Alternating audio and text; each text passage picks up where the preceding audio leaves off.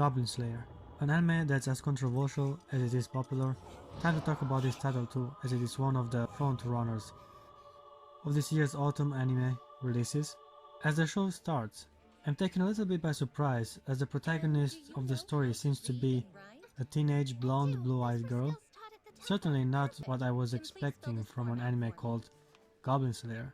But of course, as we follow the narrative, we are quickly introduced to the character of which this show is named after. I am Goblin Slayer. I guess we landed in a more or less fantasy game world. I'd say this reality is slightly similar with the one in Danmachi. So you are an adventurer, right? Are you really going into the dungeon this early in the morning? Uh-huh. Yes, I am.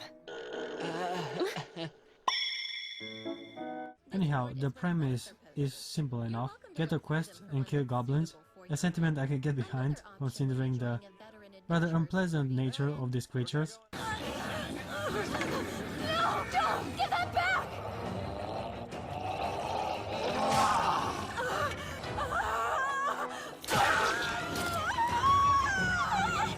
Unlike other shows, goblins here are pretty scary.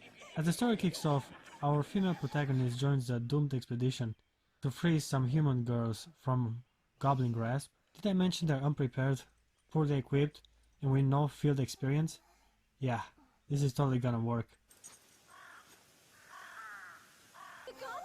They quickly get outsmarted and overrun by 2 feet tall humanoid creatures. I mean, Jesus, how hard is it to beat someone that's half your size? Well, I digress, there are taller specimens too.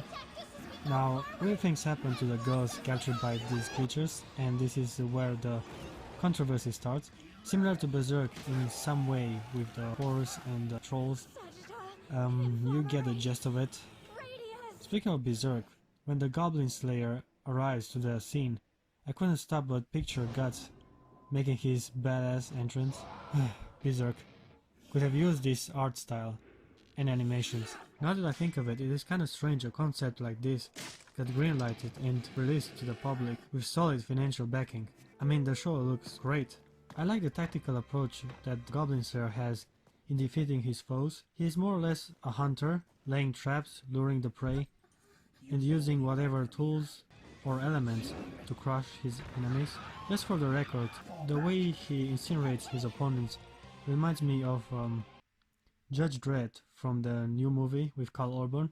Even the protagonists are kinda similar, a masked professional and brutal killing machine, and a blonde young chick as a sidekick.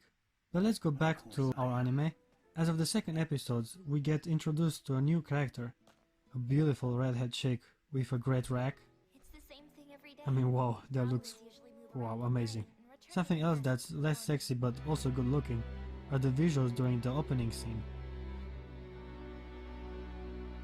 As we get introduced to more characters, I can't stop but see even more similarities with Is It Wrong to Pick Up Girls in the Dungeon?